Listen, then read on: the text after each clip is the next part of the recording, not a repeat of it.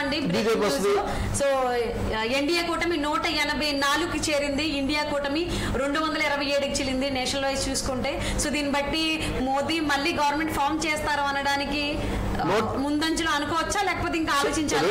285 ఉంది ఎన్డీఏ కూటమి, 285 లీడ్ లో ఉంది. కానీ ఇంకో ఇంతకు ముందే ఒక విశ్లేషకులతో మాట్లాడితే ఆయన కూడా ఏమన్నారంటే బీజేపీకి ఒక విధంగా తగ్గినా కూడా భయపడక్కర్లేదండి, మన బాబు గారికి రాష్ట్రానికి ప్రాధాన్యత పెరుగుతుంది, రాష్ట్ర ప్రయోజనాల దృష్ట్యా ఇలా కూడా ఉంటే బాగుంటుంది, వాళ్ళు ఏదైతే ఇప్పుడు అనుకున్నారో కాంగ్రెస్ తో ఈయనకున్న శత్రుత్వం కూడా ఏం లేదు. ఎవరికి? చంద్రబాబు నాయుడు శత్రుత్వం లేదు కాదు.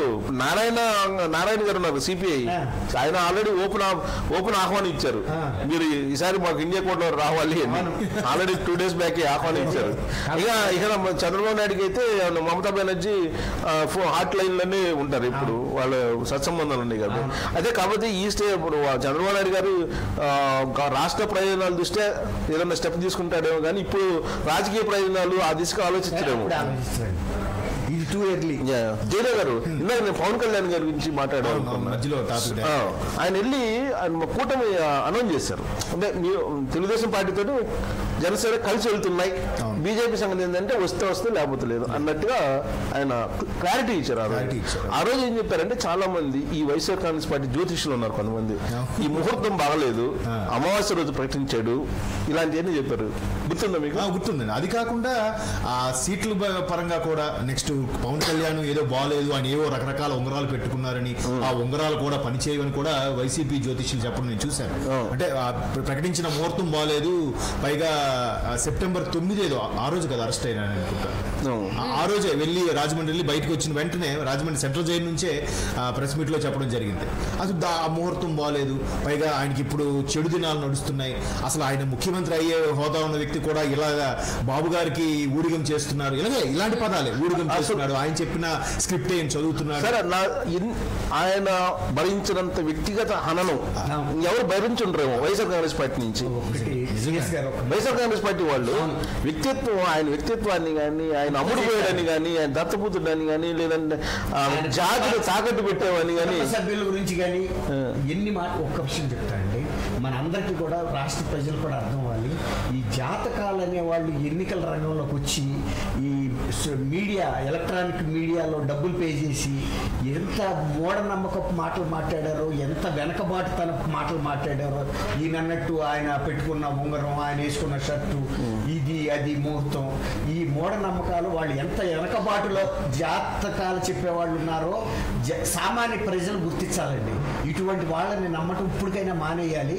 ఇప్పుడు మంచి నిర్ణయం తీసుకున్నారు సార్. నేను ఈ సందర్భంగా ఒక ప్రముఖ ఆస్ట్రాలజిస్ట్ గురించి, నేను ఆయన పేరు ప్రస్తావించడం నాకు ఇష్టం లేదు కానీ చెప్పాల్సిందే ఈ సందర్భంగా, వేణుస్వామి అని అతను చెప్పినటువంటి జ్యోతిష్యం ఈ మధ్యకాలంలో చాలా మంది నష్టపరిచింది, మూఢనమ్మకాలు పెంచింది.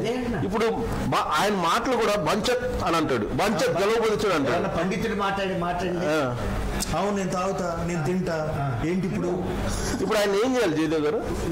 సమాజంలో ఏం చేయాలండి? కాదు సార్, ఇలాంటి చాలా ప్రమాదం, మనం లైట్ తీసుకోవడానికి. అందుకే అంత ప్రత్యేకంగా చెప్పా. ఎవరు ఇప్పుడు వాళ్ళని ఏం అనకుండా నేను ప్రజలకి ఏం చెప్పానంటే, ఈ జాతకాలు చెప్పే జాతి ఏదైతే ఉందో, ఎంత వెనకబాటు ధనంలో ఉన్నారో వాళ్ళు, ఎన్ని తరాల వెనకబాటు ధనంలో మూఢనమ్మకాల్లో ఉన్నారో, మీరు ఎంత చైతన్యంలో ఉన్నారో, ప్రగతి పథంలో ఉన్నారో ఆలోచించుకోండి. వాళ్ళని ఇంకా మీరు ఫాలో అవ్వద్దు. కాదు ప్రజల్ని ఎవరైతే బాగానే ఉంది సార్, కానీ ఒక సంఘటన గుర్తు చేస్తాం మీ ఇద్దరికి. నేను పరిపూర్ణానంద స్వామిని తెలంగాణ బహిష్కరించింది ఒక సందర్భంలో. ఇది అతను చనిపోయిన ఒకతను ఎవరు ఉన్నారు, మహేష్ ఎవరు, కత్తి మహేష్, వీళ్ళిద్దరికి మధ్య జరిగినటువంటి దాంట్లో, ఈ మూఢనమ్మకాల మీద జరిగిన దాంట్లో ఆయన బహిష్కరించిన తర్వాత ఈయన్ని బహిష్కరించారు. ఇప్పుడు వేణుస్వామిని ఎందుకు బహిష్కరించకూడదు తెలుగు రాష్ట్రాల్లో? ప్రజలు బహిష్కరించాలి. అసలు అతన్ని ఎలక్ట్రానిక్ మీడియాలో, తర్వాత సోషల్ మీడియాలో ఎంటర్టైన్ చేయొద్దు సార్, అది చాలు. అంటే సోషల్ మీడియా సొంతది పెట్టుకుంటాడు, ఏముంది? అతన్ని ఎవడేం అనక్కర్లేదు సార్, ఎవరిని ఏమనక్కర్లేదు, ఇగ్నోర్ చేయి, అది చచ్చిపోతాడు. అదే ఇగ్నోర్ చేయాలంటే అందరూ చేయలేరు కదా. ఇప్పుడు అప్పుడు కొంతమంది ఆయన ఎంకరేజ్ చేసేవాళ్ళు. ఇప్పుడు ఏమైందండి, ఆయన కొంత ఇంత అంత విలువ ఉంది. నిన్న జగన్మోహన్ రెడ్డి చీఫ్ మినిస్టర్ అవుతాడని చెప్పాడు. అవును, అవసరం ఆయనకి చెప్పాడు, చెప్పాడు. అంటే ఈర్ష్యా దేశాలకి అతీతంగా ఉండాలని